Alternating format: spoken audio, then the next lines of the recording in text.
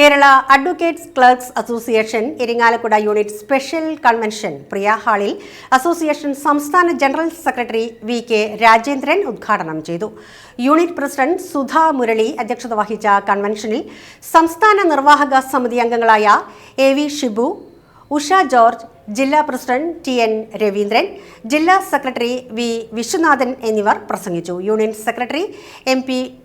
പ്രബിൻ സ്വാഗതവും treasurer Sunny John നന്ദിയും പറഞ്ഞു. നമ്മുടെ ശരീരത്തിന്റെ ഒരു ഭാഗം മുറിച്ചു മാറ്റപ്പെടുന്ന പോലെ തന്നെയാണ് കുറച്ചുപേർ ചില തെറ്റിദ്ധാരയുടെ പേരിൽ നമ്മളിൽ നിന്നും അകന്നു പോകുന്നത്.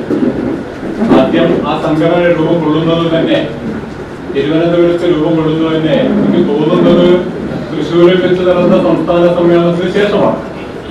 ഞാൻ അന്ന് മലപ്പുറം ജില്ലാ സെക്രട്ടറിയാണ്.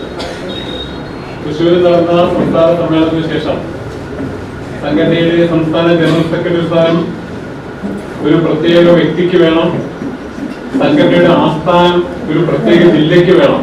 അത് ഏത് ജില്ല, ഏത് വ്യക്തി എന്നുള്ളതൊക്കെ നിൽക്കട്ടെ എന്ന ആവശ്യം ഉന്നയിച്ച് സംഘടനയ്ക്കുള്ളിൽ നടത്തിയ കലാപത്തിന്റെ ഒരു അനന്തരഫലമാണ് അങ്ങനെ ഒരു സംഘടന രൂപം കൊള്ളുന്നത്.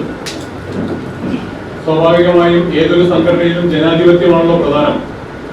ആ ജനാധിപത്യത്തിന്റെ ഭാഗമായി ഭൂരിപക്ഷം ആളുകളും 99% ആളുകളും 99% സംഘടനയിലെ ബാക്കി കമ്മിറ്റി അംഗങ്ങളും